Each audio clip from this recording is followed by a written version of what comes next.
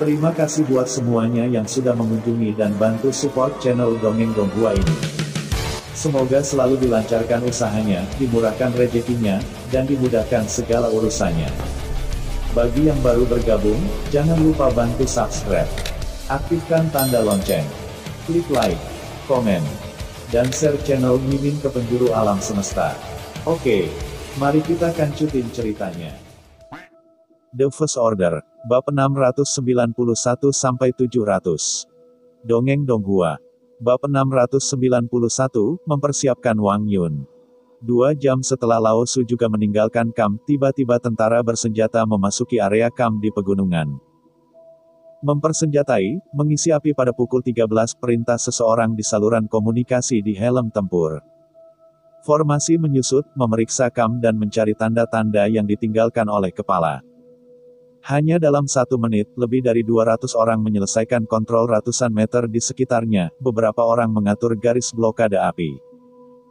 Sementara yang lain sebagai unit mobil siap untuk dukungan api setiap saat.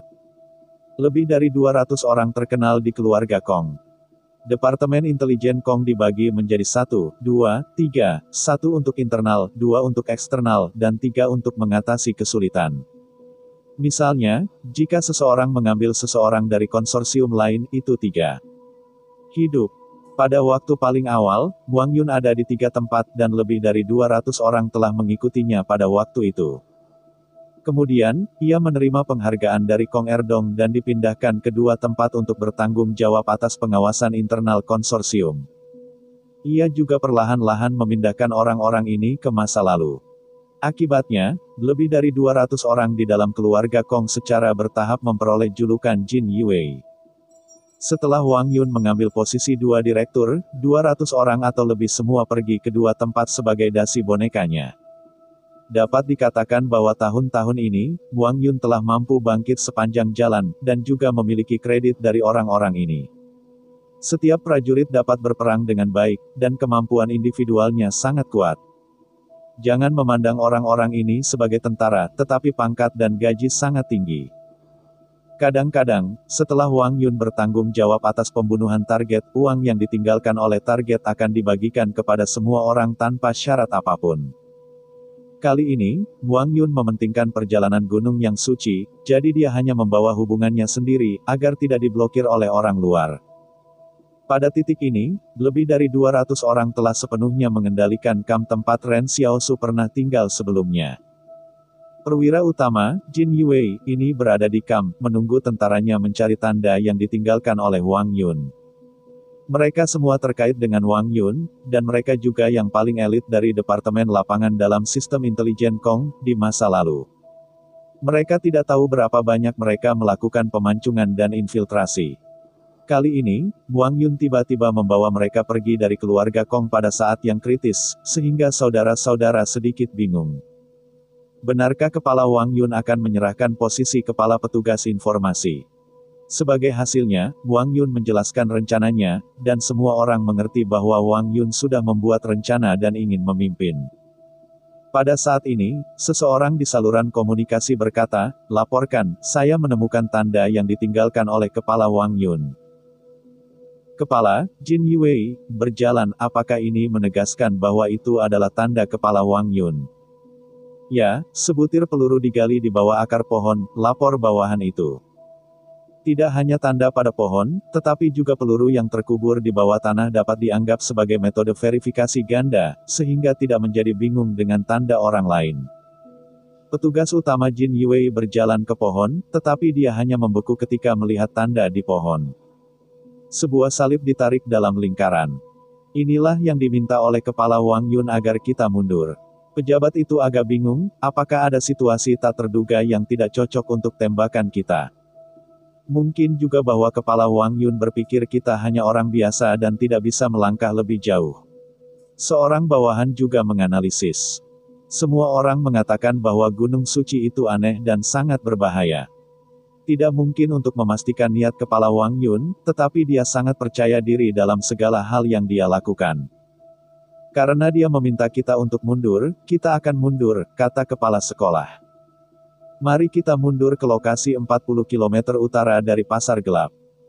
Close up. Petik 2. Karena itu, unit tempur ini mundur secepat air pasang, tetapi perintahnya cepat. Pada saat ini Wang Yun berjalan dalam tim tersenyum, kali ini, dia sudah siap. Siapa yang diserang? Cheng Yu bertanya pada Song Qiao. Aku tidak tahu, Song Qiao menggelengkan kepalanya, tapi itu pasti orang konsorsium, itu harus menjadi penolong dari beberapa orang yang luar biasa dalam tim. Dia tidak boleh pergi ke toilet untuk pergi ke kamp, tetapi menyampaikan berita keluar, tetapi tidak berharap berita itu keluar. Pertemuan tidak terduga. Dikatakan bahwa lokasi kejadian itu sangat dekat dengan kamp. Apakah dia bahkan tidak memiliki kesempatan untuk mengirim panggilan bantuan? Tanya Cheng Yu lagi.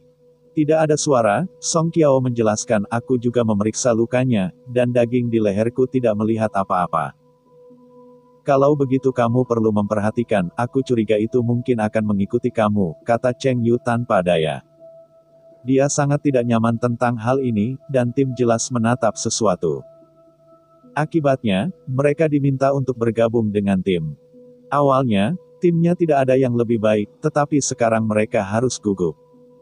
Song Qiao menebak pikiran Cheng Yu, dan dia tertawa, menggabungkan tim juga merupakan hal yang baik untukmu. Kemampuan bertarungmu tidak kuat. Bagaimana mungkin kau kembali dengan aman dari Gunung Suci saja? Kamu tahu apa kentut itu, kata Cheng Yu buruk. Binatang buas tidak tahu bagaimana membedakan ilusi. Mereka tidak memiliki iki itu. Selama mereka melihatnya, mereka akan percaya. Aku memiliki kemampuan untuk berurusan dengan banyak orang yang luar biasa, tetapi tidak melawan binatang buas itu. Untuk siapa kamu memiliki aku? Ini waktu yang berbahaya. Aku berjanji bahwa binatang buas itu akan melewatiku dan tidak akan menemukanku. Kamu masih mengkhawatirkan dirimu sendiri. Begitu Song Qiao bertanya-tanya, sepertinya inilah masalahnya, kemampuan Cheng Yu tidak baik untuk beberapa orang pintar, tetapi binatang itu tidak memiliki kemampuan untuk membedakan. Dia berbisik, saudaraku, ini benar-benar masalah hidup dan mati. Pasti ada pengembalian yang bagus. Hampir sama, Cheng Yu tertawa. Tetapi ketika keduanya mengobrol, suara mendesis binatang itu tiba-tiba datang di depan mereka, dan semua orang di tim berhenti pada saat yang sama, waspada. Cheng Yu dan Song Qiao saling memandang, tetapi bergegas menuju suara. Tak satu pun dari mereka pengecut, dan pengecut tidak datang ke tempat seperti itu. Daripada tersentak, lebih baik untuk melihat apa yang terjadi. Tentu saja, beberapa orang bergegas lebih cepat dari mereka. Luo Lan masih terengah-engah di jalan gunung. Ketika dia mendengar ini, dia bergegas keluar. Dia sama sekali tidak takut, Ren Xiaosu ada di belakangnya, dia takut kentut. Seseorang mulai, dan semua orang di belakang mereka mengikuti. Yang Xiao Hibi bertanya, bisakah Anda mendengar apa itu? Ini hanya rubah besar, kata Ren Xiaosu dengan santai. Sudah mati. Aku tidak berharap itu cukup cepat. Aku hampir membiarkannya lari. Segera, Yang Xiaogen ditulis bersama oleh Ren Xiaosu. Ketika Cheng Yu dan yang lainnya tiba di tempat kejadian, hanya tubuh rubah yang tersisa di tanah, dan tulang belakang rubah terputus, dan caranya sangat keras. Cheng Yu mengerutkan kening, bukankah itu yang menyerang anggota timmu? Mungkin, kata Song Qiao, dan kemudian memotong perut rubah dengan belati, hanya untuk melihat bahwa berbagai organ internal jatuh. Asisten di sebelah Song Qiao tidak terlalu kotor, dan setelah diperiksa sedikit, ia memutuskan, masih ada organ internal manusia yang belum tercerna di perut. Itu dia. Tapi siapa yang membunuhnya? Setelah Cheng Yu mendapatkan jawabannya, alih-alih menghela nafas lega, ia malah menjadi lebih khawatir. Bab 692. Bergelombang. Menurut pendapat semua orang, jika binatang buas di Gunung Suci ini sama seperti rubah di depan mereka, mereka telah menjadi lebih besar, licik dan kuat. Bahkan perjalanan ke Gunung Suci ini tidak perlu terlalu khawatir. Mereka paling takut pada beberapa hal aneh yang tidak diketahui, jadi ketika mereka tidak tahu siapa musuhnya, mereka akan memiliki sedikit ketakutan di hati mereka. Tetapi ketika hal misterius yang tidak diketahui, rasa takut perlahan menghilang. Anda perlu tahu bahwa setelah kedua tim bergabung, tidak ada beberapa orang luar biasa yang bercampur di dalamnya. Masih muda untuk berurusan dengan binatang buas ini, hanya berhati-hati untuk tidak diserang. Tapi siapa yang membunuh rubah? Apakah Anda tidak hanya lewat dan melakukan hal-hal yang baik? Akankah binatang buas di pegunungan saling membunuh? Tanya seseorang. Tidak, itu pasti buatan, Cheng Yu menganalisis. Jika binatang buas itu lumpuh, harus ada petunjuk pada rubah, tetapi Anda dapat melihat bahwa rubah tiba-tiba diberikan tertangkap, dan kemudian memotong tulang belakang. Binatang itu tidak akan membunuh musuh seperti ini, dan terus menghitung jumlahnya. Cheng Yu meminta untuk memeriksa jumlah orang untuk melihat apakah ada anggota tim yang meninggalkan tim. Semua orang tersebar dan tidak semua berjalan bersama sebelum pawai. Ketidakkonsistenan dibuat oleh para master tersembunyi di tim ini. Akibatnya, asisten Cheng Yu dan Song Qiao dengan cepat mengklik jumlah orang, tetapi ada 2 yang hilang. Apakah ada yang tahu keduanya? Cheng Yu bertanya, apakah ada yang tahu kemana mereka pergi? Pada saat ini, Wang Yun berkata, saya tidak tahu, tetapi saya memiliki kesan bahwa itu tampaknya 2 pria, satu berusia sekitar 40 tahun di usia pertengahan, dan yang lainnya masih muda. Sekitar 25 tahun. Dia berbalik untuk melihat seorang wanita muda, yaitu pria muda di sebelah tendamu tadi malam. Wanita muda itu membeku dan melihat sekeliling, ini benar-benar dia. Pada saat ini, semua orang memandang Wang Yun, dan ingatan tentang produk ini mengejutkan semua orang di hati mereka mengingat semua orang dengan sangat jelas. Mereka tidak hanya dapat mengetahui siapa yang telah meninggalkan tim sekilas, tetapi juga mengetahui yang sebelumnya dari pihak lain. Di mana tenda tempat kita tinggal pada malam hari? Ini bukan sesuatu yang bisa dilakukan orang biasa. Tentu saja, jika Wang Yun adalah orang biasa, dia tidak akan bisa menjadi direktur divisi kedua intelijen Kong. Ketika ia bergabung dengan tentara dan sistem intelijen untuk memilih talenta, kepala yang bertanggung jawab untuk menyaring talenta melihatnya secara sekilas ketika itu. Setiap kandidat harus menjalani wawancara. Setelah Wang Yun memasuki ruang wawancara, kepala petugas menanyakan hukuman pertama. Dia, berapa banyak orang yang Anda temui di ruang wawancara sekarang? Wang Yun, 7. Warna apa yang kamu kenakan? 2 blues dan 5 hitam. Beberapa tahi lalat di wajah orang ketiga yang kamu temui? 6. Karena itu, begitu Wang Yun pertama kali memasuki sistem informasi, ia diperhatikan oleh banyak orang. Memasuki Gunung Suci kali ini, Wang Yun awalnya sangat rendah, dan sekarang dia telah menentukan bahwa tidak ada orang lain di belakangnya selain lebih dari 200 elitnya. Jadi sekarang Wang Yun sangat percaya diri dan berpikir dia bisa mengungkap beberapa kemampuan. Cheng Yu memandang Wang Yun dan berkata, kamu memiliki ingatan yang begitu bagus, maka kamu juga harus ingat kemana mereka pergi. Apakah rubah yang baru saja membunuh rubah ini? Kurasa tidak, kata Wang Yun, menggelengkan kepalanya. Mereka berdua berada di belakang tim dan mereka tidak dekat satu sama lain. Mereka sepertinya tidak bersama. Cheng Yu mengerutkan kening, dan tiba-tiba dia berkata, kembalilah kepada mereka. Mengatakan bahwa Cheng Yu pertama kali kembali ke arah sekarang, tetapi tidak berjalan beberapa ratus meter, dan melihat bahwa pria parubaya di mulut Wang Yun jatuh ke genangan darah. Dan daging di lehernya kabur. Berjalan beberapa meter lagi, tubuh pemuda itu juga ditemukan, dan lukanya berada di lokasi yang sama. Semua orang di tim terdiam, dan suasana depresi yang tak bisa dijelaskan menyebar di antara kerumunan. Ketika mereka melihat tubuh rubah, semua orang mengira mereka telah menemukan pembunuh yang sebenarnya, dan nafas yang baru saja dilepaskan dinaikkan lagi. Jeroan manusia jelas ditemukan di perut rubah. Asisten Cheng Yu bertanya-tanya, apakah masih ada teman? Yang Xiaohibi memandang Ren Xiaosu, tetapi Ren Xiaosu menggelengkan kepalanya diam-diam untuk menyangkal pernyataan Cheng Yu. Wang Yun tersenyum pada Ren Xiaosu saat ini, saya baru saja melihat Anda menggelengkan kepala, dapatkah Anda memberitahu saya alasannya? Ren Xiaosu meliriknya dan hendak menjawab pertanyaan itu, tetapi suara istana di kepalanya berdering, dan Ren Xiaosu menghela nafas dalam hatinya. Pada saat ini, karena kata-kata Wang Yun, semua orang memandang Ren Xiaosu, dan kemudian mereka melihat Ren Xiaosu mengeluarkan tali dari sakunya dan mulai melewatkan. Ren Xiaosu berkata sambil melompati tali, karena luka di leher kedua orang ini tidak digigit rubah, kamu tidak perlu khawatir tentang aku hanya akan melompat sebentar. Wang Yun. Cheng Yu. Awalnya, Wang Yun ingin bertanya sesuatu yang lain, tetapi sebagai hasil dari operasi Ren Xiaosu, emosinya menjadi terputus. Anda menjawab pertanyaan, mengapa Anda tiba-tiba melompat? Tidak hanya Wang Yun, tetapi hampir semua orang melihat adegan aneh Ren Xiaosu melompati tali, dan sebuah kekosongan pendek muncul di benaknya. Semua orang bahkan sedikit peduli tentang bagaimana kedua orang itu meninggal sebelum mereka lebih peduli mengapa remaja itu berbicara sambil melewatkan talinya. Tampaknya karena Yang Xiaokuan mengerti dia, ketika Ren Xiaosu sekarang akan menyelesaikan tugasnya, tidak ada rasa malu, selama orang yang dia sayangi dapat memahami apa yang dia lakukan. Tidak masalah apa yang dilakukan orang lain. Pada saat ini, Ren Xiaosu memandangi luka jenazah sambil melompati talinya. Lukanya tidak memiliki bekas gigi.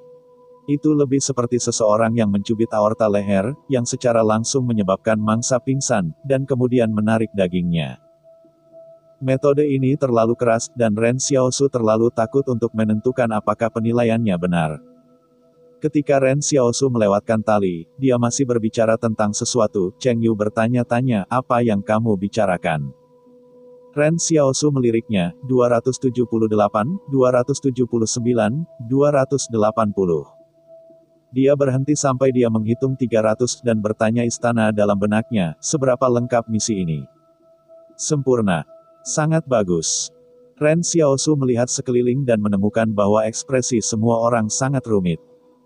Itu normal untuk dipikirkan. Setelah mengalami serangkaian hal-hal aneh seperti bantuan krisis, kambuhnya krisis, dan lompatan tali Ren Xiaosu, saraf semua orang perlu mencerna apa yang baru saja mereka alami.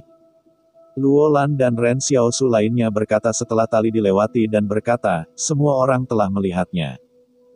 Kami telah menemui beberapa bahaya sebelum memasuki pegunungan suci, sehingga formasi berikutnya harus lebih kompak bahkan jika kita pergi ke toilet. Anda juga harus pergi dengan lebih dari 5 orang. Hanya ada 4 wanita yang hadir, tetapi tidak masalah. Saya hampir tidak bisa menemani Anda. Bab 693, Ketenangan Pikiran. Semua orang diam setelah mendengarkan kata-kata Luo Lan. Masih bisakah kau kehilangan muka? Tetapi seseorang tiba-tiba menemukan, bukankah 5 wanita ini? Apakah Anda salah satu dari sedikit? Mereka hanya cukup. Luo Lan tersandung, dan pada saat ini dia menyadari bahwa dia telah merindukan Yang Xiaorong. Hanya karena dia tahu hubungan antara Ren Xiaosu dan Yang Xiaorong, dia langsung menyaring Yang Xiaohibi dalam pikirannya, dan tidak memperlakukan Yang Xiaorong sebagai seorang wanita. Luo Lan tersenyum canggung, hahaha, hitung salah dan hitung salah. Apakah kulit Luo Lan sesekali sangat tebal, atau selalu begitu tebal? Yang Xiaorong berbisik kepada Luo Lan dan bertanya pada Ren Xiaosu dengan suara rendah. Ren Xiaosu menyesalkan, selalu begitu tebal. Anda tahu, ketika Luo Lan ingin mengorbankan pendapatan selatan negatif musim dingin, dia berlari ke ruang obat mereka setiap hari. Mari kita berhati-hati, Lao Su tidak dapat menemukan apapun yang bergoyang, kata Ren Xiaosu, pihak lain mungkin punya cara untuk menghindari Lao Su. Ketika itu membunuh, aku bahkan tidak menyadarinya. Ya, Yang Xiaokuan berkata, sudah waktunya bagiku dan Dahuo untuk berjaga malam ini. Istirahat malam yang baik dan selamatkan kekuatanmu. Tapi apa yang terjadi dengan rubah ini, mengapa kamu menemukan organ internal manusia di perutmu? Kurasa, itu mungkin mengikuti sesuatu untuk dimakan, benda itu hanya membunuh orang, jadi leher mangsa dirobek, dan rubah memakan makanan yang tidak diinginkan. Jadi tim Luo Lan hanya akan melihat setelah mayat itu mati, organ-organ dalamnya dilubangi. Kami pikir itu adalah makhluk, tetapi sebenarnya ada 2. Ada banyak simbiosis di hutan belantara ini, dan apa? Yang Xiaogen bertanya. Juga, jika aku menebak dengan benar, pembunuhnya mungkin adalah 1 orang, dan rubah ini, jika tidak baik, adalah hewan peliharaan orang lain. Ren Xiaosu mengerutkan kening. Jika ini masalahnya, itu akan sedikit menyusahkan. Mengapa ada kesimpulan seperti itu? Yang Xiaorong bertanya-tanya. Pernahkah Anda menemukan bahwa bulu rubah ini sangat bersih, seolah-olah dicuci? Binatang buas di hutan belantara tidak akan begitu bersih, bahkan jika mereka sangat menyukainya, jelas Ren Xiaosu. Yang lain mungkin tidak memperhatikan masalah ini, tetapi bagaimana Ren Xiaosu bisa menemukannya sepanjang tahun di hutan belantara? Jika rubah ini benar-benar hewan peliharaan, bunuh rubah itu dengan Lao Su. Saya khawatir orang lain membencinya. Pasti ada cara balas dendam menunggu mereka semua. Pada saat ini, Lao Su, yang berjalan sekitar 1 kilometer di depan tim, tiba-tiba berbalik, dan melihat bahwa di suatu tempat di pegunungan, dia menembakkan batu. Batu itu sangat cepat mengenai dada Lao Su seperti peluru, dan mendengkur Lao Su. Jika orang biasa menderita ini, mereka mungkin muntah darah di tempat dan orang-orang luar biasa mungkin tidak nyaman. Tetapi ketika Lao Su pergi untuk melihat-lihat, dia tidak menemukan siapapun yang melempar batu itu. Punggung Ren Xiaosu sakit dan dia berkeringat dingin, pihak lain telah mulai membalas dendam pada Lao Su. Saya tidak dapat menemukan di mana itu. Saya tidak dapat menentukan apa pihak yang lain. Tapi setidaknya Ren Xiaosu tidak salah, rubah memang hewan peliharaan yang lain, jika tidak pihak lain tidak akan segera membalas terhadap Su. Bagaimana membalas dendam? Apa artinya? Yang Xiaorong bertanya. Lempari batu Su yang lama. Ren Xiaosu menjelaskan. Setelah mendengarkannya sebentar, Yang Xiaorong menghancurkan orang dengan batu. Ketika kami mulai berbaris lagi hari itu, karena semua orang dalam ketakutan, semua orang sangat patuh dan membentuk garis. Tidak hanya itu, Luo Lan juga membagi tim menjadi beberapa kelompok, ratu dan sisi-sisi bergantian di antara kelompok-kelompok pada saat ini. Luo Lan merasa seperti dia kembali ke keluarga King dengan rekrutan. Anda tahu, brigade tempur yang dibawa oleh Luo Lan adalah salah satu urutan pertempuran paling kuat King. Pada sore hari, pihak lain tampaknya melihat bahwa tidak ada kesempatan membunuh yang cocok pada 1,5 menit dan dia tidak melakukan apa-apa lagi. Beberapa orang ingin pergi, tetapi kemana mereka bisa pergi sekarang? Pada saat ini, Anda harus kembali, mungkin Anda masih akan diserang oleh monster itu. Tanpa mengetahui apa pihak lain dan apa kekuatannya, perilaku meninggalkan tim sendirian seperti kematian. Ketika berkemah di malam hari, Luo Lan juga mengatur berbagai kelompok untuk melakukan penjagaan secara bergantian, dan bahkan secara khusus mengecat area penjagaan. Menentukan posisi di mana penjaga harus berdiri, dan kapan harus bergiliran dan kapan harus berganti shift, mereka diatur dengan baik. Ren Xiaosu menyaksikan dengan diam-diam, dan menemukan bahwa pos jaga malam yang ditunjuk oleh Luo Lan sangat khusus. Tetapi siapapun yang ingin menyelinap menyerang Kam tidak dapat lepas dari visi pos penjaga ini. Jika ada yang salah pada penjaga, orang lain akan segera tahu. Mengenai hal ini, Cheng Yu dan Song Qiao juga sedikit malu.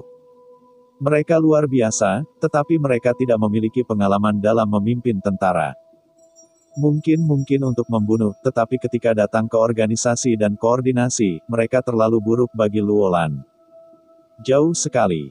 Kadang-kadang, penampilan dari penampilan Luo Lan sangat mudah bagi orang-orang untuk mengabaikan bakatnya. Dalam keluarga King dulu, disebutkan bahwa mungkin Luo Lan lebih cocok daripada King Ying sebagai bayangan. Luo Lan hanyalah anak haram, dan tidak ada yang menyebutkannya lagi. Setelah mengatur penjagaan, Luo Lan berayun kembali ke api unggunnya dan kembali tidur. Cheng Yu dengan cepat menghentikannya, jangan membahas bagaimana menghadapi hal yang menyerang kita. Luo Lan meliriknya dengan aneh, ini adalah masalah transenden Anda. Apa hubungannya dengan saya? Karena itu, Luo Lan berhenti memperhatikan Cheng Yu dan pergi tidur. Cheng Yu memandang Luo Fati dengan sakit gigi. Dia bertanya pada Song Qiao, apa yang akan dilakukan pria gendut ini? Apakah masuk akal baginya untuk memasuki Gunung Suci? Hantu itu tahu, desah Song Qiao. Hanya dalam 1 menit, suara mendengkur Luo Lan mulai berdering di seluruh kamp, dengan napas dan napas yang sangat berirama, menghirup.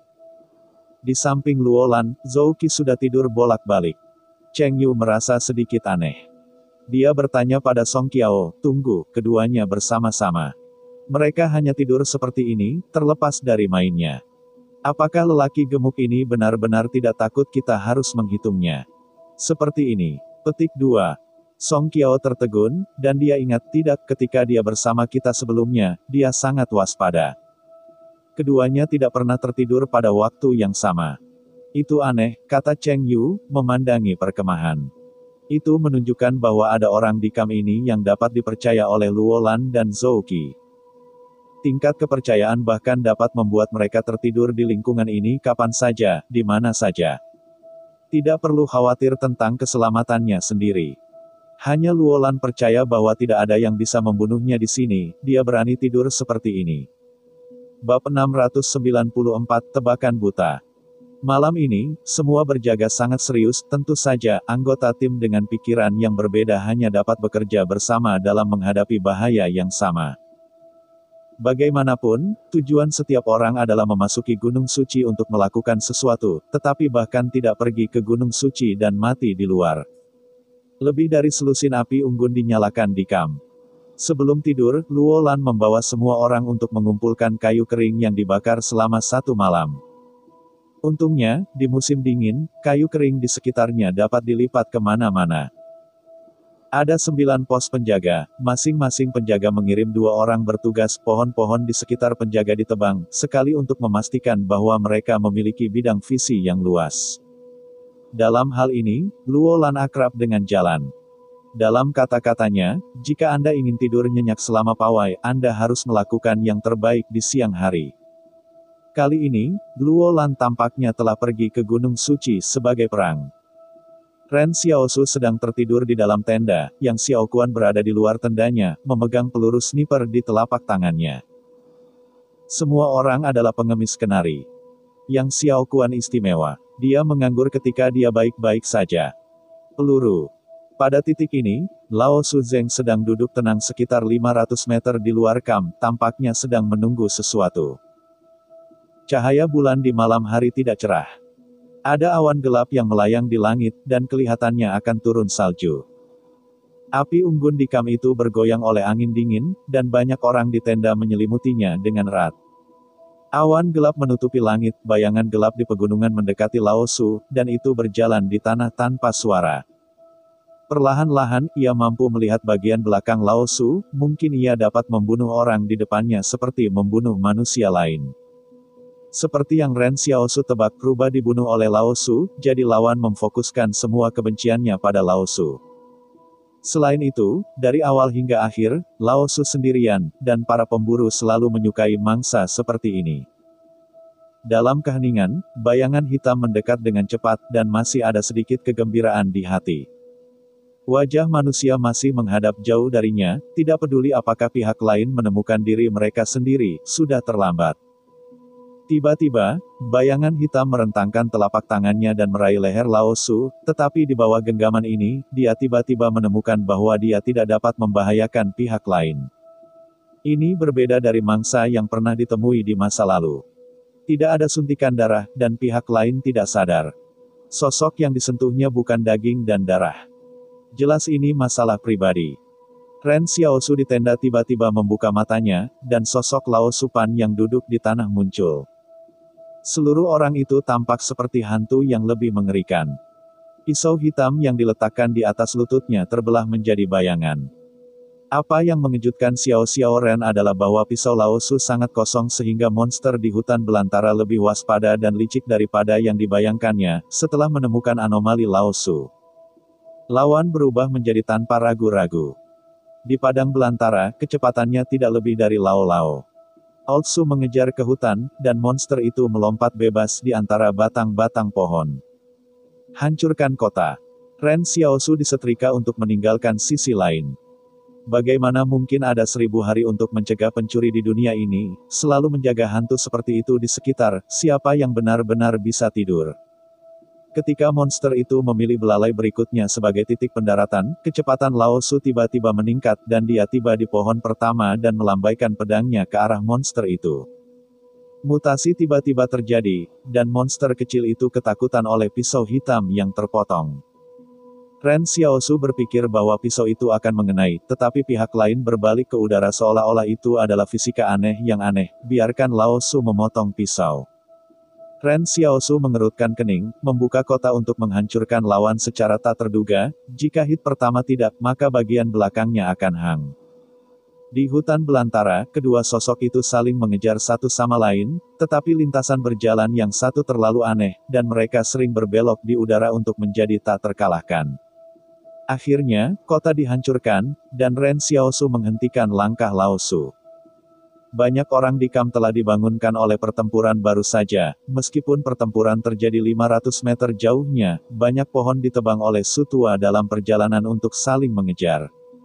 Suara itu sangat keras.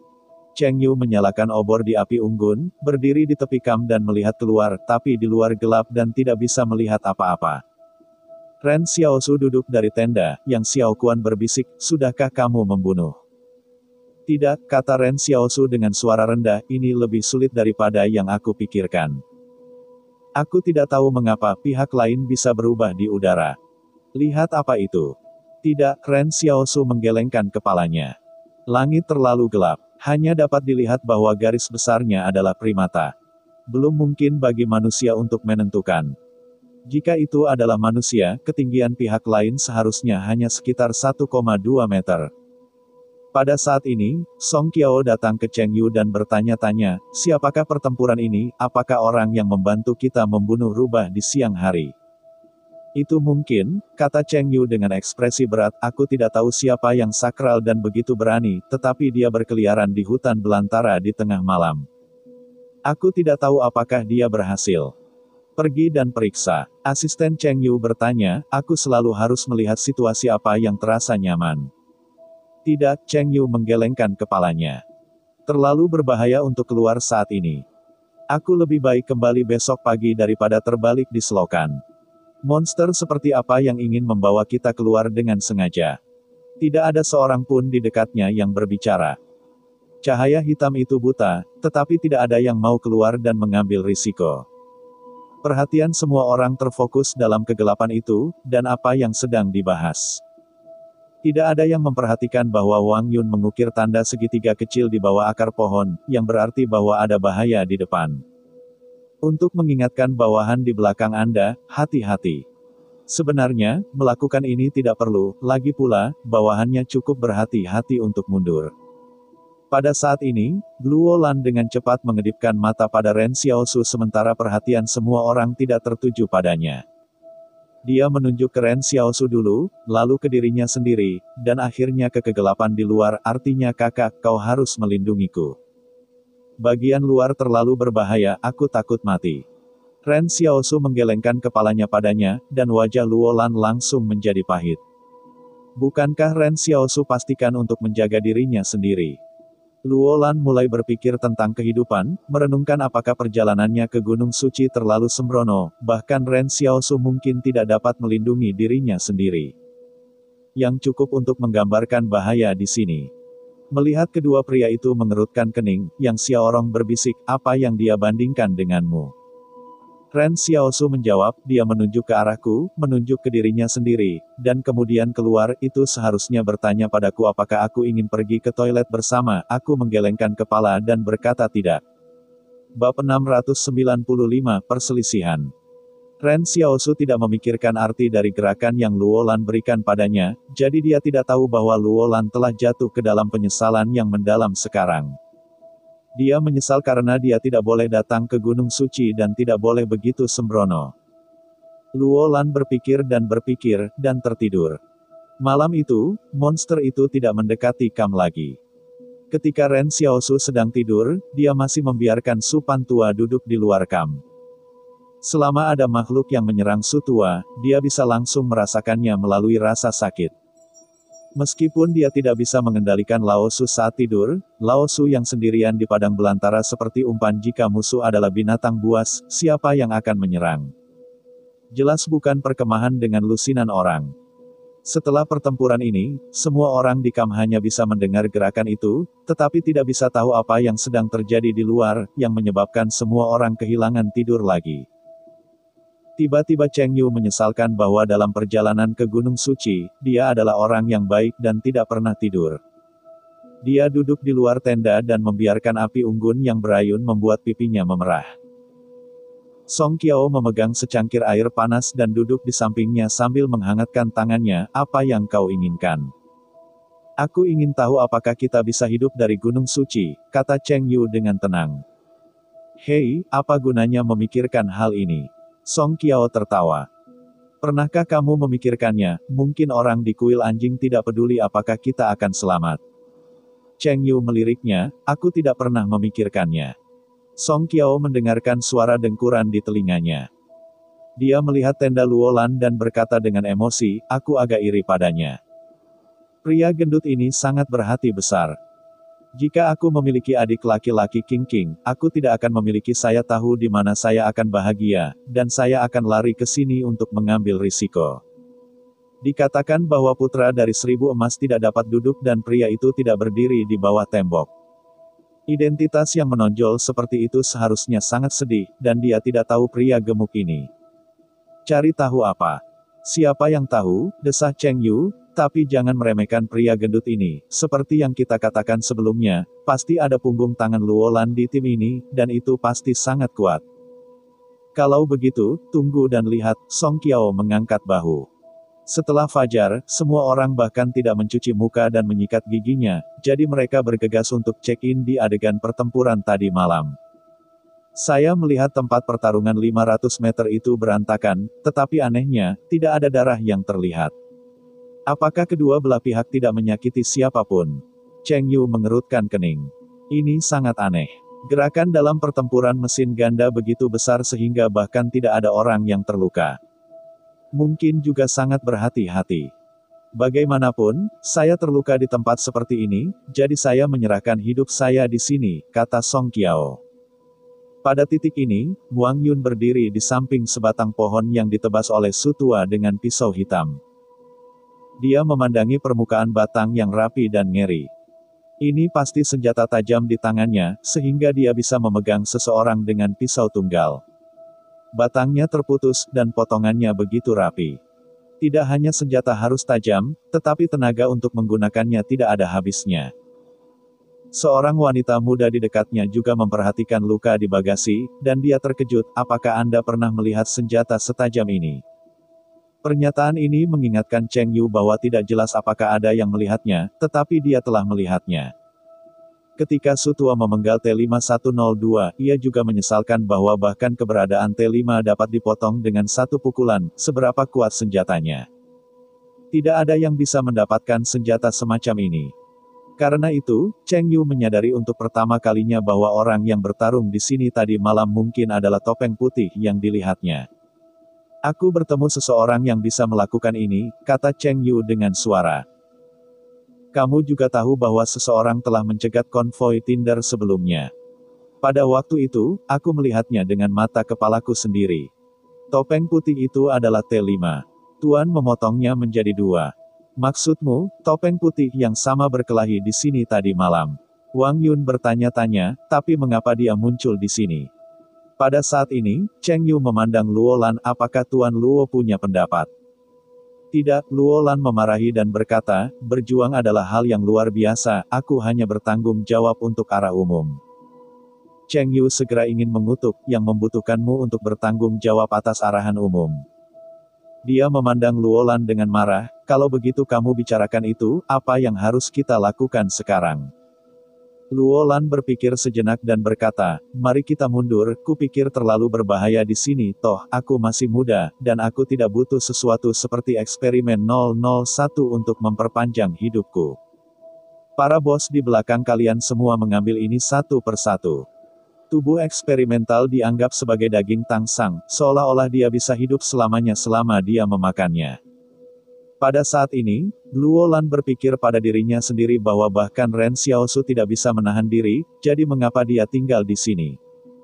Apa yang dia tidak tahu sekarang adalah bahwa ini hanya kesalahpahaman yang indah. Sama sekali tidak ada kedipan dalam kehidupan nyata. Sangat menakjubkan dalam karya seni. Luolan terus meyakinkan Anda harus dikirim oleh berbagai konsorsium, tetapi Anda berpikir Anda dilahirkan di sini untuk mati, tetapi hasilnya adalah kemungkinan memperoleh umur panjang ini untuk orang lain.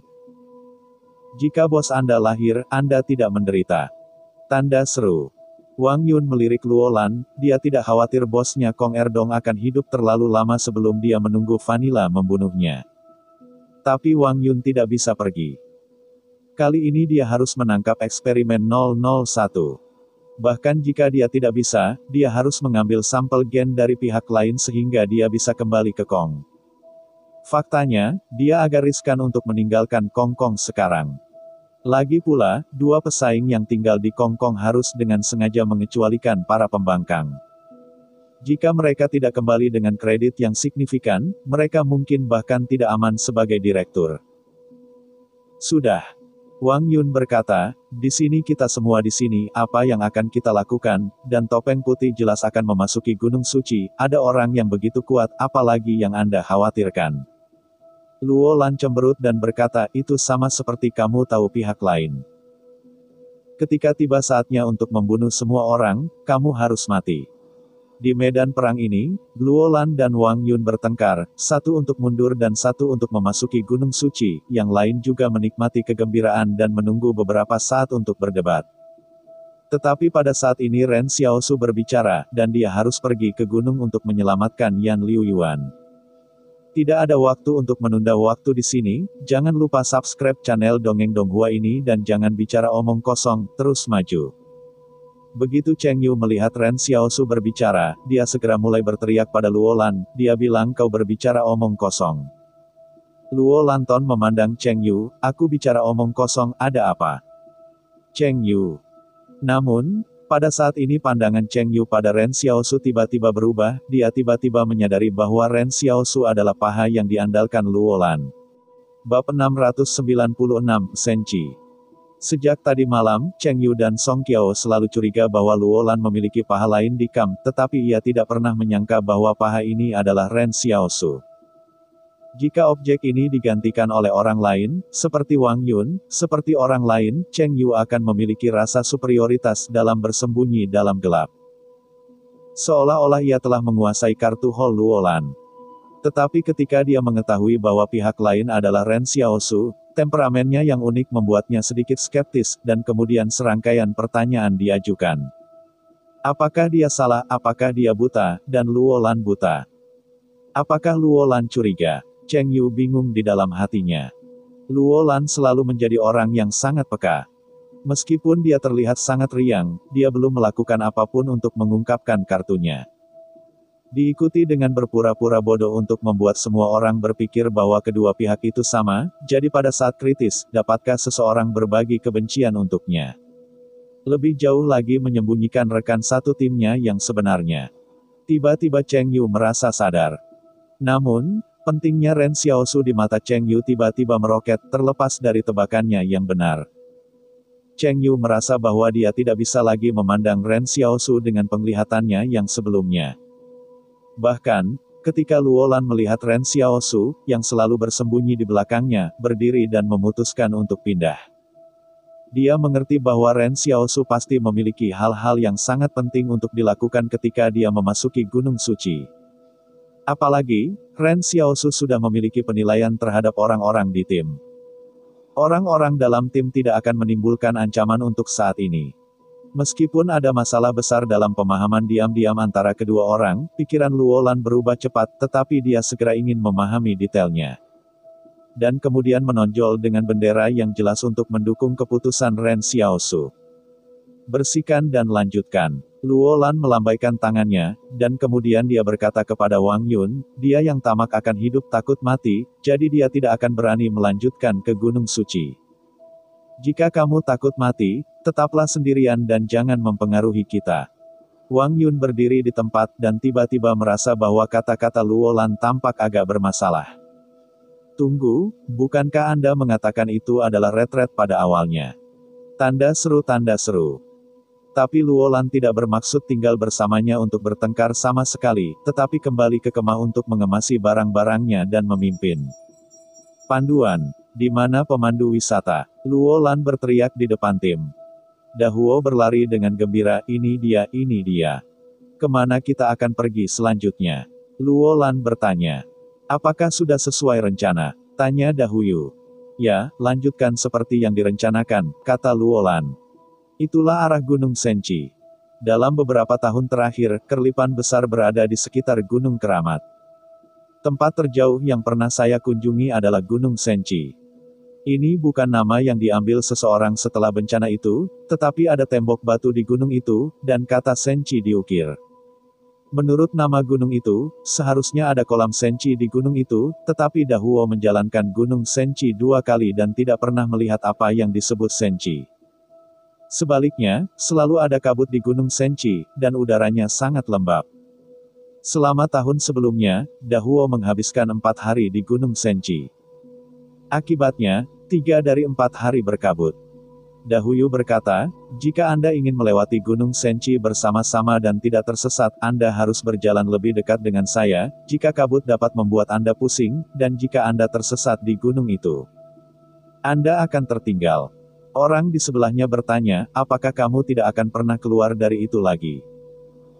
Itu tidak akan terjadi, kata Dahuyu, ketika kabut Gunung Senchi selalu menghilang, aku tersesat di sini selama 3 hari, dan kemudian pada hari keempat, ketika kabut itu menyebar, aku bergegas keluar dari gunung. Keluarlah. Jadi jangan pergi jika kamu benar-benar ingin meninggalkan tim, dan pulanglah sendiri ketika kabut sudah hilang. Dahuyu mengatakan itu adil. Dia tidak membenci orang-orang ini, jadi dia harus menggantung sisi lain di gunung ini, jadi lebih baik untuk mengingatkannya. Pada saat ini, Cheng Yu berkata, mari kita ikat tali rami ke pergelangan tangan kita masing-masing, satu demi satu, jadi kita tidak perlu khawatir tentang jatuh di belakang. Cheng Yu bermaksud menggunakan tali untuk menghubungkan semua orang dalam satu baris. Metode ini bagus, kata Luolan, aku akan jadi yang kedua. Zhou Qi berkata, aku berdiri ketiga. Sebelum menunggu Ren Xiaosu berbicara, Cheng Yu dengan cepat berkata, aku yang keempat. Cheng Yu sangat cemas sehingga dia khawatir Luolan dan Ren Xiaosu semua berdiri di depan antrian. Jika memasuki kabut, Luolan memiliki mata yang terdistorsi dan memotong tali secara langsung. Semua orang di belakang buta. Titik. Karena itu, Cheng Yu harus membawa asistennya antara Luolan dan Ren Xiaosu untuk mencegah Luolan bermain dengannya. Luolan memandangi Cheng Yu sambil tersenyum, dan mereka saling memahami, dia melihat sekilas ke benak Cheng Yu. Pada akhirnya, urutan tim berubah menjadi Dahuyu berjalan di depan, yang kedua Zhou Qi, Luolan dan Ren Xiaosu diapit Cheng Yu dan 5 asistennya. Wang Yun penasaran bertanya kepada Dahuyu, apakah kamu harus pergi ke sini, apakah ada cara lain untuk pergi? Dahuyu meliriknya dan berkata, hanya jalan seperti ini yang orang biasa tidak berani berjalan, dan bahkan perusahaan Tinder sendiri, dapat berhasil menembus blokade Gunung Suci. Lagi pula, Tinder Company bukanlah tunggul yang baik. Wang Yun tersenyum, saya akan bertanya. Kekhawatiran Wang Yun terutama adalah jika dia mengikuti Dahuo ke pegunungan, bagaimana bisa bala bantuan di belakangnya melewati Gunung Senchi. Sebelum ini, Wang Yun tidak tahu situasi Gunung Senchi, juga tidak Maha Kuasa dan Maha Kuasa. Jika semua orang tahu bagaimana melewati Gunung Senchi, dia tidak perlu membayar untuk Dahuyu. Setelah memikirkannya untuk waktu yang lama, Wang Yun memutuskan untuk berdiri di ujung tim. Menggosok remah remuk yang dibawa olehnya dan memercikannya ke tanah sedikit demi sedikit untuk memandu bala bantuan di belakangnya. Meskipun ini dapat menyebabkan dia kelaparan setelah memasuki Gunung Suci, tetapi ada sesuatu yang ditakuti di balik bala bantuan, dan pertikaian adalah masalah besar. Memikirkan hal ini, ketika Wang Yun kembali ke kemah untuk mengepak barang-barang, ia menggambar garis lurus, artinya jejak ini mengikuti jejak yang ditinggalkannya, dan ia akan memimpin jalan. Wang Yun memikirkannya dan melihat ke langit. Dia ingin melihat bahwa tidak ada banyak burung di sini. Lagi pula, remah biskuit terkompresi adalah makanan favorit untuk burung. Jika dimakan oleh burung, itu tidak baik. Tetapi memikirkannya seperti itu, Wang Yun tiba-tiba menemukan bahwa sejak dia memasuki pegunungan Wuzai, dia sepertinya tidak melihat seekor burung. Wang Yunjing duduk untuk mendengar suara di hutan belantara, tetapi dia tidak bisa mendengar gerakan sedikit pun. Apakah tidak ada burung di sini? Bahkan di musim dingin, tidak semua burung akan terbang ke selatan untuk musim dingin. Apakah tempat yang begitu besar dan tidak dapat diakses tidak cocok untuk kelangsungan hidup burung? Bab 697, dalam kabut aneh. Ketika kelompok itu tiba di kaki Gunung Senchi, itu sudah pagi keempat keberangkatan mereka dari pasar gelap untuk berurusan dengan Gunung Senchi yang aneh ini. Semua orang memiliki istirahat yang baik untuk malam. Selama periode ini, monster yang menyerang Kam di malam hari tidak pernah muncul. Tampaknya penampilan Lao Su juga membuatnya merasakan krisis hidup dan mati, sehingga sementara itu meninggalkan serangan menyelinap. Namun, Ren Xiaosu merasa bahwa pihak lain akan datang lagi, memikirkannya dari sudut pandang lain. Jika seseorang membunuh hewan peliharaannya, maka dia juga harus mati bersama pihak lain untuk sementara waktu. Namun, Ren Xiaosu berpikir untuk dirinya sendiri bahwa dia tidak bisa memiliki hewan peliharaan sama sekali, tetapi semua yang dia bisa makan ada di perutnya. Ini juga bisa dianggap sebagai dampak dari pengasingan bertahun-tahun padanya. Orang-orang seperti dia kemungkinan besar tidak akan memiliki hewan peliharaan. Bahkan istana untuk mendapatkan dia seorang penembak tanaman penyerang telah berubah menjadi tanaman pangan olehnya. Hewan peliharaan apa yang kamu inginkan? Yan Liu Yuan telah bertanya kepada Ren Xiaosu sebelum dia takut ular ketika dia masih muda. Ren Xiaosu mengatakan bahwa dia takut ular itu tidak baru. Saat itu, favorit Ren Xiaosu adalah musim dingin, karena tidak berbahaya menggali ular di musim dingin. Gunung Senchi sama anehnya seperti yang dikatakan Dahuyu. Seluruh gunung tampaknya diselimuti awan, seolah berada di dunia lain. Cheng Yu juga tidak mengkonfirmasi sampai saat ini. Setidaknya Dahuyu benar-benar datang ke pinggiran Gunung Suci. Anda tahu, banyak pemandu di pasar gelap suka berbohong dan berbohong, terlepas dari apakah mereka sudah ada di sana. Sudah, ya, berkunjung ke. Sebelum memasuki gunung, Cheng Yu meminta asisten untuk membawa seikat tali sepanjang 200 meter, dan kemudian mengatur agar semua orang diikat ke pergelangan tangannya. Pada awalnya semua orang khawatir tentang apakah ini akan mempengaruhi tindakan, tetapi kemudian menemukan bahwa itu tidak terlalu menjadi penghalang, sehingga mereka merasa lega. Cheng Yu tertawa, tali antara masing-masing orang masih 2 atau 3 meter jarak ini sangat lebar. Bahkan jika kita dalam bahaya, kita tidak akan terlibat dengan tindakan orang lain. Selalu ada waktu untuk melepaskan tali. Semua orang setuju, sampai Ren Xiaosu maju sambil lompat tali. Kali ini Ren Xiaosu tidak harus menyiapkan tali sendiri, ia hanya memecahkan tali di tangannya, dan kemudian meminta Yang Xiaorong untuk membantunya menggoyangkan tali. Setelah memasuki gunung, jarak pandang antara satu sama lain sekitar 5 meter. Cheng Yu tiba-tiba merasa bahwa tali yang diikat di tangannya sering bergetar. Melihat ke belakang, dia menemukan bahwa Ren Xiaosu melompat tanpa tahu kapan. Ren Xiaosu melompat tali kali ini. Salah satu ujung tali diikat ke tangan Cheng Yu, dan ujung lainnya diikat ke tangan Yang Xiao Guang. Ketika Yang Xiao Guan mengayunkan tali, dia juga akan menggerakkan tangannya. Ini tiba-tiba memberi Cheng Yu rasa partisipasi yang aneh. Berpartisipasi dalam telur anjing, dia tidak ingin berpartisipasi dalam hal-hal seperti itu. Cheng Yu berteriak pada Ren Xiaosu, mengapa lompat tali di tempat seperti itu? Mata dipenuhi kabut di Gunung Senchi. Aku tidak tahu di mana makhluk berbahaya akan muncul. Semua orang gugup. Akibatnya, seseorang melompat dan bergerak maju. Rasanya aneh seperti aneh. Mendengarkan raungan Cheng Yu, Ren Xiaosu mengerutkan kening. Apa yang kamu deru? Kamu pergi jalanmu, aku melompat dan berjalan tanpa hambatan. Cheng Yu pingsan, dan pihak lain bertanya kepadanya bagaimana caranya dengan tenang mengernyit tidak senang. Seperti biasa, Cheng Yu sudah pasti memukul orang, tetapi berpikir bahwa pihak lain mungkin adalah pahaluolan, dia mungkin memukul dirinya sendiri, tetapi dia perlahan-lahan menenangkan pikirannya. Tetapi siapa yang akan memperlakukan orang neuropatik ini sebagai paha? Dan gadis di belakang, mengapa Anda bekerja sama dengannya untuk meminta tali? Ren Xiaosu terdiam dan bertanya dalam benaknya, apa penyelesaian misi ini? Sempurna. Ren Xiaosu menghela nafas lega, dia sedikit khawatir bahwa kabut itu terlalu berat dan tidak ada orang lain yang bisa melihatnya melewatkan tali, yang akan mempengaruhi penyelesaian tugas. Dahuyu berjalan bersama mereka di pegunungan. Setengah dari perhatian Cheng Yu tertuju pada orang lain. Dia ingin melihat apa yang orang lain andalkan untuk mengeluarkan dirinya dari Gunung Senchi. Tapi mendengarkan Dahuyu berbisik saat dia berjalan, 150 langkah maju.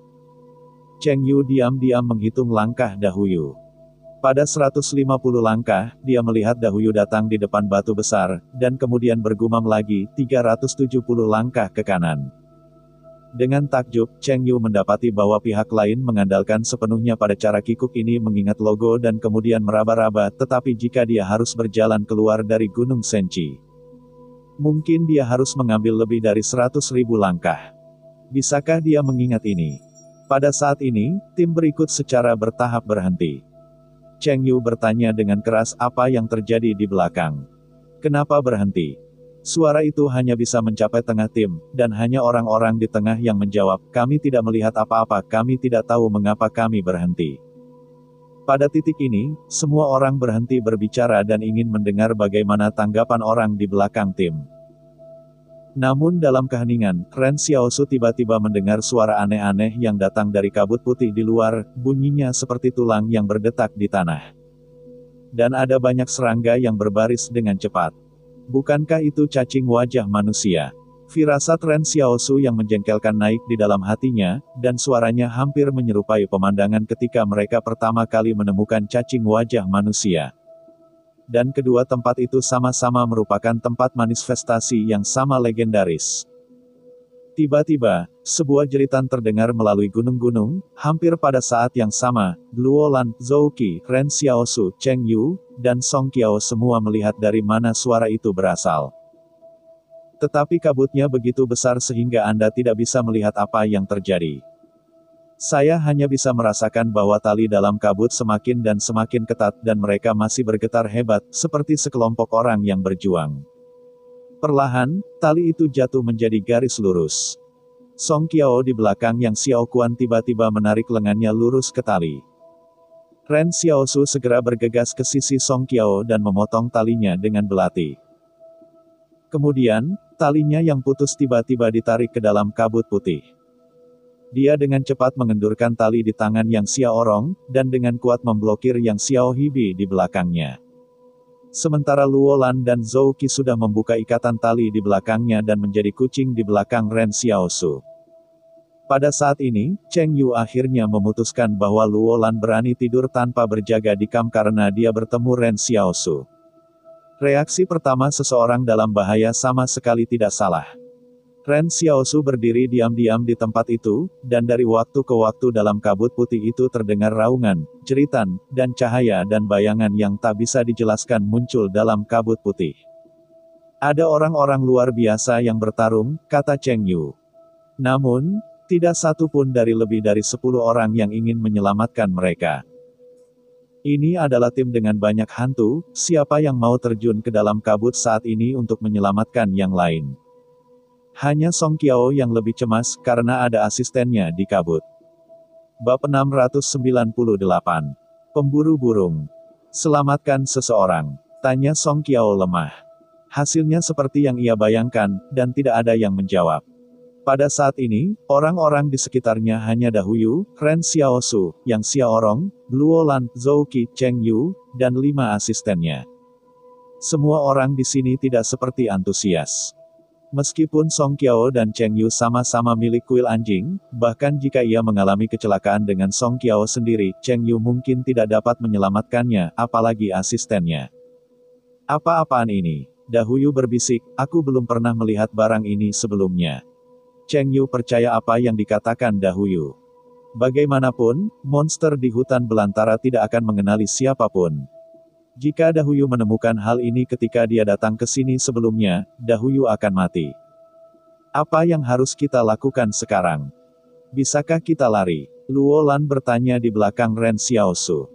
Cheng Yu berbalik dan mendapati bahwa Luo Lan sama sekali tidak melihat siapapun, hanya menatap Ren Xiaosu.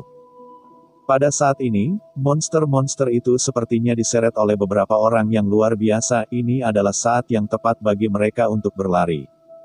Hanya Ren Xiaosu yang dengan tenang berkata, jangan bersikap impulsif. Kabut di sini terlalu berat. Alih-alih pusing, tunggu dan lihat saja. Kita tidak banyak, dan ada banyak orang luar biasa dalam tim. Kita mungkin tidak bisa mengalahkan monster dalam kabut. Begitu kata-kata itu jatuh, Song Qiao tiba-tiba terkejut menemukan seseorang yang berkedip dalam kabut di depannya, tetapi lawannya tidak keluar dari medan perang. Tetapi tampaknya bergegas keluar dari mereka dan terjun ke medan perang. Tunggu, siapa orang ini? Song Qiao memandang sosok masing-masing, dan dia tidak bisa mengingat siapapun di tim yang mengenakan kostum seperti itu. Ini topeng putih, seru Cheng Yu, mengapa dia tiba-tiba datang ke sini? Sepertinya dia adalah orang yang menebang pohon dan monster di hutan belantara sebelumnya. Song Qiao ragu-ragu, apakah kamu yakin kamu membacanya kan? Pasti tidak salah. Pakaian yang dia kenakan adalah yang saya lihat terakhir kali, kata Cheng Yu. Saya tidak tahu mengapa dia tidak berganti pakaian. Ren Xiaosu melirik diam-diam pada Cheng Yu, mengatakan bahwa kekhawatiranmu tidak normal. Dia tidak perlu mengganti pakaian untuk Lao Su. Bagaimanapun, pakaian ini telah menjadi tanda Lao Su. Bagi mereka yang datang ke pot, Ren Xiaosu takut orang lain tidak akan mengenalinya. Baru saja, Luo Lan mengusulkan untuk pergi, tetapi Ren Xiaosu memutuskan untuk tetap, juga karena Lao Su di depan sedang dalam perjalanan kembali. Tidak peduli apa monster itu, kamu harus melihatnya dan melarikan diri. Jika kamu menghadapi bahaya, larilah. Ada lebih banyak bahaya di masa depan. Jangan memasuki Gunung Suci sama sekali. Untuk bertahan hidup di Gunung Suci, Anda harus terlebih dahulu memahami apa yang ada di sini. Dan ada begitu banyak orang yang luar biasa di tim ini. Setelah memasuki Gunung Suci, mereka semua akan dibantu oleh air dan ikan Ren Xiaosu. Jika orang-orang ini mati di Gunung Senchi, siapa yang akan melindunginya di masa depan? Sederhananya, Ren Xiaosu tidak bisa membiarkan orang-orang ini mati terlalu mudah, setidaknya mereka harus pergi ke Gunung Suci dan mati. Bahkan jika dia tidak bisa membunuh monster, dia bisa menggunakan Lao Su untuk menarik daya tembak dan membantu mereka melarikan diri. Namun, Ren Xiaosu lebih khawatir. Setelah mengendalikan Lao Su untuk memasuki medan perang, ia menemukan bahwa rekan satu tim di belakangnya tidak terlalu rusak. Dan masing-masing orang yang luar biasa masih mendukung pembunuhan monster. Pada saat ini, ada suara angin di belakang Lao Su, dan Ren Xiaosu mengendalikan Lao Su untuk berbalik dan bertarung sejenak, tetapi apa yang melompat dari kabut putih adalah laba-laba besar. Setengah orang tinggi dan ditutupi dengan bulu. Namun, laba-laba ini jarang terlihat di Central Plains sebelumnya. Ren Xiaosu mengingat ilmu yang dipopulerkan di perpustakaan No. 88, mencoba untuk menemukan perbandingan spesies sebelum bencana besar itu. Birdcatcher. Ilmu pengetahuan populer mengatakan bahwa benda ini dapat memangsa burung, katak, dan kadal di depan bencana, yang disebut horor, tetapi bukan laba-laba yang menjebak burung di daerah tropis. Bagaimana bisa muncul di sini? Anda tahu, mereka berada di zona beriklim utara. 80% ini ada hubungannya dengan perusahaan Tinder. Ren Xiaosu berpikir bahwa penangkap burung yang muncul di Gunung Senchi tidaklah mudah. Tidak heran setelah memasuki gunung, Ren Xiaosu menemukan bahwa burung jarang terlihat sejak pegunungan Wuzai. Bahkan jika burung bermutasi, mereka sama-sama takut pada musuh alami seperti laba-laba burung. Semakin banyak penangkap burung muncul di bidang penglihatan yang dipenuhi kabut putih, dan Ren Xiaosu langsung mengendalikan Lao Su untuk membunuh menuju pusat medan perang. Cheng Yu dan yang lainnya berdiri di tempat untuk berjaga-jaga, mereka mendengar seseorang meneriakkan laba-laba di kabut putih, dan kemudian mulai berseru topeng putih. Setelah Lao Su memasuki medan perang, jeritan semakin berkurang. Sejumlah besar penangkap burung di kabut putih menemukan bahwa Lao Su sangat kuat sehingga ia mulai meninggalkan mangsa lain dan berbalik untuk mengepung Lao Su, yang membuat orang lain sedikit jeda. Ren Xiaosu mengerutkan kening. Penangkap burung akan memuntahkan sutra putih untuk mengikat mangsanya. Salah satu dari mereka bisa bersembunyi dengan baik, tetapi yang lama tidak bisa bergerak. Jika dibungkus dengan sutra laba-laba terlalu banyak, saya khawatir efektivitas tempur lama Su akan sangat berkurang. Memikirkan hal ini, Ren Xiaosu mengendalikan Lao Su untuk mengeluarkan granat langsung dari saku pakaiannya dan meledak. Tidak peduli seberapa kuat penangkap burung itu, mereka tidak bisa menahan kekuatan granat ini. Menghadapi sutua yang rumit, para penangkap burung mulai mundur. Kenapa aku selalu merasa topeng putih ini berjalan di sekitar kita? Cheng Yu agak bingung. Kupikir dia ada di sini untuk merebut subjek 001, tapi sekarang tampaknya pihak lain lebih seperti siapa yang melindunginya. Mengatakan, Cheng Yu memandang Luolan dan yang lainnya dengan curiga, pihak lain melindungi Luolan. Atau dilindungi oleh orang lain. Luolan meliriknya, lihat aku ingin memiliki pengawal seperti itu, aku sudah mengalahkanmu anjing kuil. Wajah Cheng Yu tiba-tiba berubah hitam, tidak bisakah kau membuat kontradiksi semua orang begitu jelas? Faktanya, Luolan tidak tahu keberadaan Lao Su. Dia mendengar bahwa topeng putih dan penembak jitu mencegat dan membunuh pelatuk itu. Dia mengira itu adalah Ren Xiaosu, tetapi Ren Xiaosu sekarang ada di sisinya. Cheng Yu ingat bahwa lokasi topeng putih berada di penghalang 74, penghalang 73, dan Luo Cheng. Tampaknya benar-benar tidak ada persimpangan dengan Luolan. Namun, Ren Xiaosu, paha yang dicurigai sebelumnya, tidak melakukan apa-apa selama ini. Memikirkan hal ini, Cheng Yu merasa bahwa Ren Xiaosu lebih kuat, aku takut topeng putih ini tidak cukup. Jika topeng putih selalu dilindungi di dekat tim, maka Luolan dan yang lainnya dapat dianggap sebagai semacam pengungkungan. Tim tersebut membutuhkan keseimbangan kekuatan untuk mencegah kelompok menjadi terlalu kuat dan dapat mempengaruhi keputusan semua orang. Cheng Yu berencana untuk mengatakan sesuatu, tetapi tiba-tiba dia ragu-ragu, berapa banyak orang? Gadis itu, pacarmu. Saya tidak tahu kapan, Ren Xiaosu sudah berada di kabut putih saat mereka berbicara.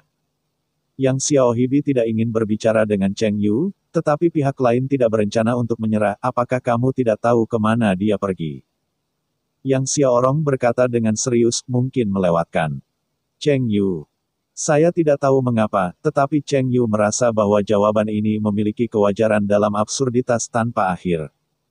Bab 699, Monster di Gunung. Tentu saja Yang Xiaorong tahu apa yang telah dilakukan Ren Xiaosu, tetapi bagaimana dia bisa memberitahu Cheng Yu. Pada saat ini, Ren Xiaosu jauh di belakang Lao Su, dan Lao Su di belakang penangkap burung. Perlahan, Ren Xiaosu menemukan arah yang ia tuju, tetapi kabut semakin lemah dan lebih ringan, dan memasuki sebuah kecil setelah melewati gunung, semua penglihatan menjadi jelas. Baru saja, Ren Xiaosu menemukan hal yang sangat aneh. Jelas banyak orang dalam tim diserang oleh perangkap burung, tetapi dia tidak melihat tubuh dan darah di tanah. Ini adalah pelanggaran akal sehat.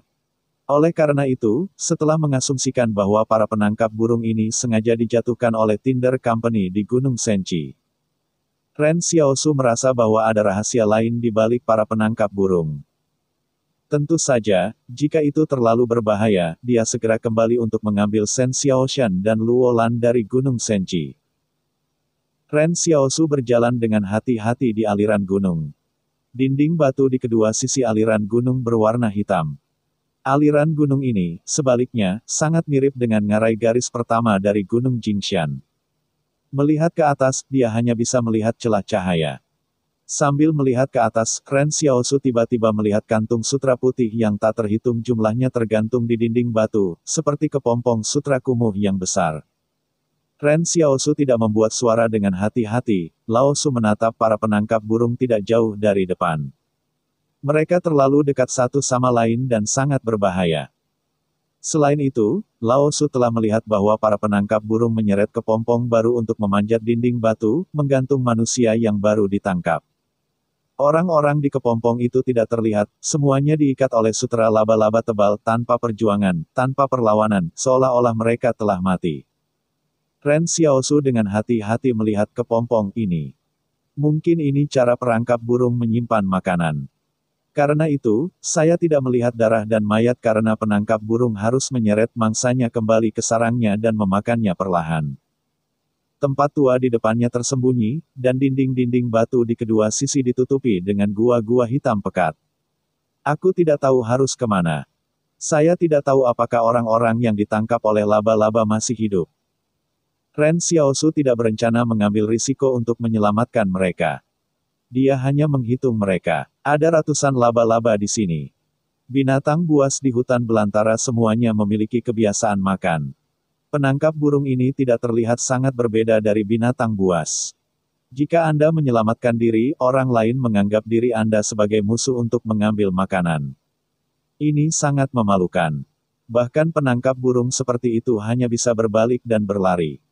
Tetapi ketika Ren Xiaosu hendak pergi, dia benar-benar melihat ujung aliran gunung melalui bidang penglihatan Lao Su, dan seberkas senter yang kuat menghantamnya. Ren Xiaosu terpana, siapa lawannya, yang benar-benar masuk ke tempat ini pada saat seperti itu. Senter yang menyilaukan menghantam dinding batu, dan sinar membuat para penangkap burung gelisah, tetapi mereka mendengar seseorang di aliran gunung yang gelap ini berkata, "Sepertinya ada mangsa lagi, dan saya tidak tahu apakah ada orang yang luar biasa kali ini." Lain mengeluh, yang sangat mudah untuk menemukan yang luar biasa, sangat sulit untuk orang yang kuat.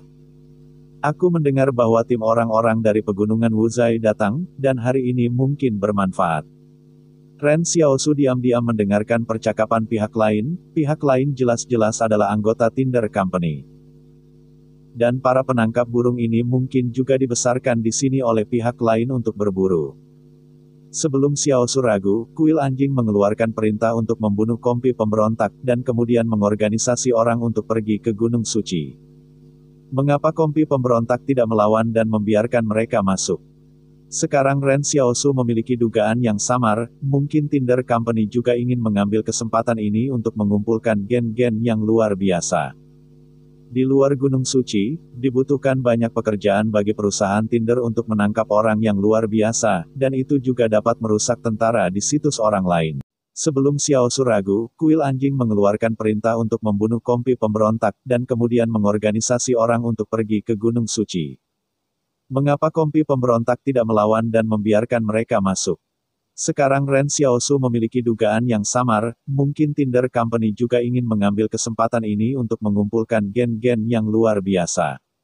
Di luar Gunung Suci, dibutuhkan banyak pekerjaan bagi perusahaan Tinder untuk menangkap orang yang luar biasa, dan itu juga dapat merusak tentara di situs orang lain.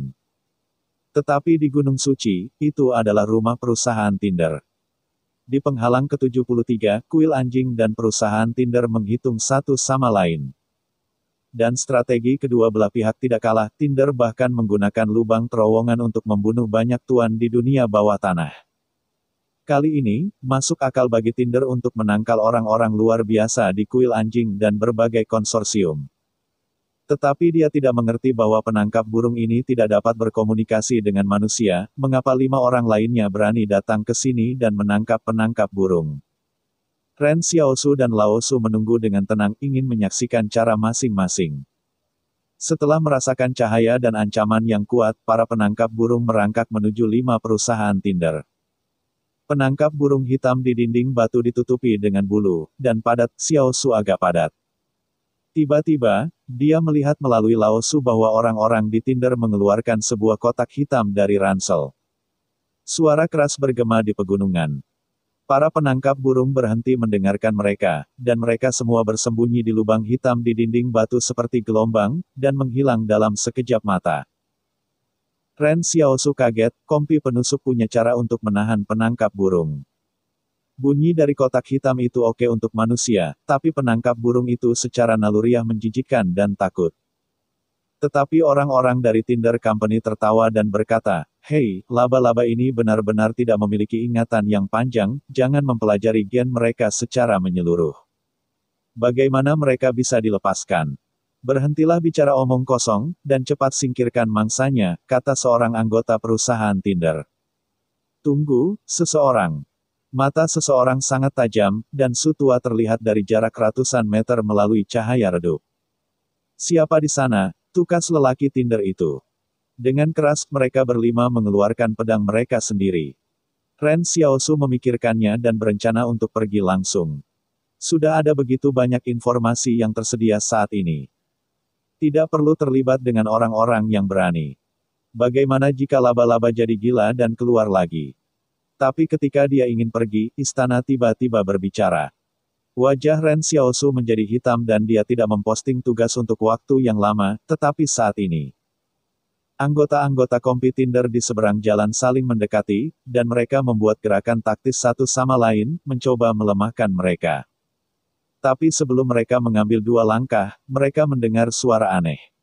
Segera setelah itu, mereka melihat Ren Xiaosu menyanyikan talinya sambil perlahan-lahan mendekati lagu anak-anak, "Ayo kita ayunkan kerang, perahu mendorong ombak." Kelima orang di Tinder Company awalnya bergerak maju, tetapi dalam adegan ini, mereka bahkan mundur sejenak tanpa mengetahui hal-hal aneh apa yang mereka temui. Apa-apaan ini? Itu tidak akan menjadi aneh oleh orang-orang di pegunungan lagi. Orang-orang ini tidak memiliki rasa takut sedikit pun untuk datang ke sarang burung itu, tetapi sekarang di aliran gunung yang gelap ini. Menyaksikan seseorang yang aneh melompat dan menyanyikan lagu anak-anak, mereka takut. Bab 700 Konspirasi-konspirasi. Lingkungan yang gelap seperti itu masih merupakan tempat yang sangat aneh, sekarang tiba-tiba seseorang melompat keluar dan muncul dengan cara yang tidak bisa kau mengerti. Jangan salahkan orang-orang Tinder Company karena merasa takut, karena semua orang takut, pertama-tama, suasananya salah. Ren Xiaosu memandangi anggota Tinder dan melewatkan talinya dan berkata, "Tolong jangan pergi sebentar, aku akan selesai setelah melompat." Jika anggota Tinder Company dekat dengan musuh, mereka tidak mengerti apa yang dimaksud Ren Xiaosu.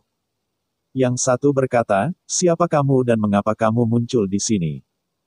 "Kami adalah kelompok pagi hari Tinder T3. Jika kamu datang dari gunung, maka kita harus berteman." Bukan hal yang aneh bagi anggota perusahaan Tinder untuk dibunuh oleh monster di gunung sebelumnya. Jadi sekarang mereka takut bahwa laboratorium di pegunungan akan melepaskan monster apapun yang acuh tak acuh padaku. Akibatnya, Ren Xiaosu terdiam pada saat ini, dan dia menghela napas setelah 2 detik, "Jangan membuat suara, biarkan aku menghitung angkanya. Tunggu sampai aku menyelesaikan tali dan berbicara, kalau tidak aku akan membunuh seseorang." Baru saja mereka semua melonjak menjadi lebih dari 200 ketika orang di perusahaan Tinder ini menyela, dia lupa berapa banyak dia melompat. Dan dia hanya bisa mulai menghitung dari 200 lagi, sehingga tidak mempengaruhi penyelesaian tugas. Para anggota Tinder Company gemetaran untuk sementara waktu, mereka hanya datang untuk mengumpulkan mangsa para penangkap burung. Meskipun mereka telah menerima pelatihan dalam pertempuran, mereka selalu seperti tukang di pegunungan. Ketika mereka bertemu monster legendaris di pegunungan, mereka tidak memiliki keberanian untuk melawan. Pada titik ini, anak laki-laki di depan mereka pasti orang aneh dari gunung. Setiap orang luar tidak akan menjadi seperti Ren Xiaosu. Jika Cheng Yu mendengar ini, Cheng Yu mungkin bersemangat untuk berjabat tangan dengan mereka. Setelah lebih dari 10 detik, Ren Xiaosu menghentikan sosoknya. Dia memandangi anggota kompi Tinder dan menemukan bahwa pisau di tangan lawan diturunkan. Ini adalah tindakan bawah sadar yang tidak disadari, seperti melepaskan perlawanan. Tak berdaya. Setelah berpikir sebentar, Ren Xiaosu bertanya, "Apa yang dilakukan kotak hitammu?" "Ini digunakan untuk memutar rekaman suara. Dikatakan bahwa laboratorium penelitian di gunung secara khusus meneliti penangkap burung, dan para penangkap burung ini benar-benar takut pada suara itu dan lari ketika mereka mendengarnya." Jelas seorang anggota perusahaan Tinder. "Kapan laba-laba burung ini sampai di sini?" tanya Ren Xiaosu. "Tahun lalu." Ini untuk menargetkan orang luar, Ren Xiaosu berpura-pura berpose dengan pihak lain, menargetkan kuil anjing. "Tidak begitu jelas. Kami tidak tahu banyak tentang urutan T3. Anda mungkin juga kembali ke pegunungan dan bertanya kepada mereka yang bertanggung jawab atas strategi," kata anggota Tinder. "Baru beberapa bulan yang lalu kami tiba-tiba diberitahu bahwa, setiap 3 hari, datang untuk memeriksa, akan ada banyak orang datang ke pintu. Tidak hanya di sini ada perangkap burung, tetapi juga tempat-tempat lain, T31901 dan saya baru saja dipindahkan ke Gunung Senchi di sini." Ren Xiaosu mengerutkan kening, dan Tinder Company menjelaskan bahwa mereka akan dikirim ke pintu beberapa bulan yang lalu, yang berarti bahwa sebenarnya rencana kuil anjing juga sengaja dipandu oleh Tinder Company. Dugaan saya sebelumnya tidak salah, dan Tinder berharap bahwa yang luar biasa akan masuk ke web. Oleh karena itu, kuil anjing dan Tinder ini saling mengadu domba. Tampaknya kedua organisasi telah kehilangan uang, tetapi pada kenyataannya, kerugian terbesar masih merupakan konsorsium yang memicu kontroversial. Mereka semua berasal dari konsorsium. Tunggu, Ren Xiaosu tiba-tiba berpikir, jika target Wang adalah seluruh Central Plains, atau bahkan seluruh aliansi penghalang di barat daya dan barat laut. Dan kuil anjing telah mencapai hubungan kerja sama dengan Wang, maka tindakan ini. Kuil anjing sendiri apakah tujuannya adalah untuk memikat tuan dari konsorsium dan membantu Wang menghilangkan beberapa ancaman potensial. Saya harus mengatakan bahwa pikiran para konspirator ini terlalu rumit. Dalam bidang ini, Ren Xiaosu jauh lebih buruk daripada yang lain. Faktanya, tidak peduli siapa yang berada di pusaran, ada beberapa tujuan untuk melakukan satu hal. Ren Xiaosu merasa malu. Pada saat ini, seorang anggota perusahaan Tinder di depannya tiba-tiba bertanya, dari laboratorium mana Anda berasal? Ren Xiaosu menjawab, nomor laboratorium 1. Namun, Ren Xiaosu mendapati wajahnya berubah setelah berbicara, dan seorang anggota Tinder Company mengangkat pisaunya lagi, hanya ada Labs 2 dan 7 di gunung ini. Di mana si nomor 1?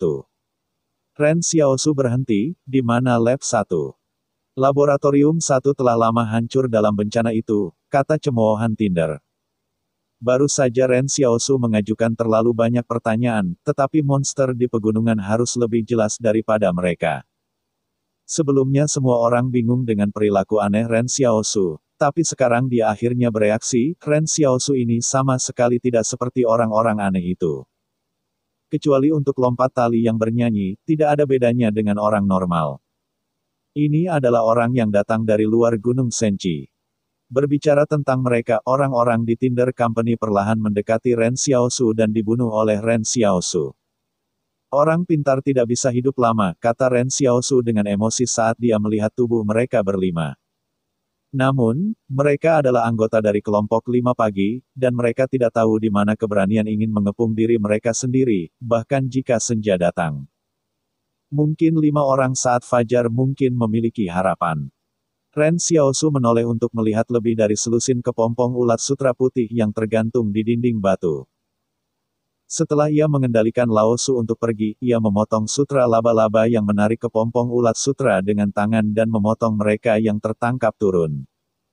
Setelah memotong kepompong, Ren Xiaosu menemukan bahwa orang-orang ini bernafas secara merata, dan wajah mereka tidak banyak berubah. Ren Xiaosu ingat bahwa perangkap burung beracun, tetapi mereka akan menyuntikkan racun untuk melunakkan mangsa setelah mereka mati, dan kemudian menyedot cairan, yang seharusnya belum dilakukan. Dia mengikat setiap kepompong dengan tali, lalu berjalan kembali seolah-olah menyeret sekelompok labu gula, masih memegang kotak hitam di tangannya, agar tidak membunuh laba-laba. Ketika kembali, Ren Xiaosu tidak menyeret orang-orang tak sadar ini sendirian, tetapi membiarkan Laosu menyeret di depan Cheng Yu, dan kemudian Laosu menghilang ke kabut putih lagi. Cheng Yu melihat ke belakang topeng putih dan berpikir bahwa dia tidak punya waktu untuk menyapa sebelumnya, dan pihak lain sudah pergi. Topeng putih ini, gambar yang misterius dan kuat, tidak bisa luntur di hati Cheng Yu. Dia kadang-kadang merasakan emosi, bahkan jika ada perbedaan besar antara yang luar biasa dan yang luar biasa. Dia tidak berani pindah ke sini, tetapi pihak lain mengejar sarang laba-laba dan menyelamatkan semua orang. Sampai orang-orang di kepompong mulai bangun perlahan, Ren Xiaosu perlahan kembali perlahan.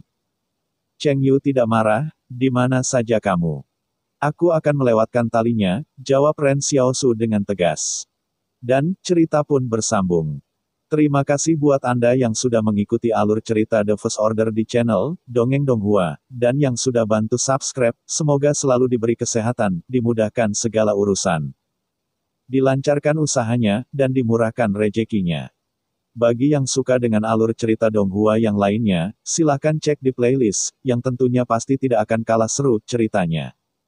Dan semuanya sudah Mimin rangkum di sana. Semoga bisa terhibur dan terima kasih.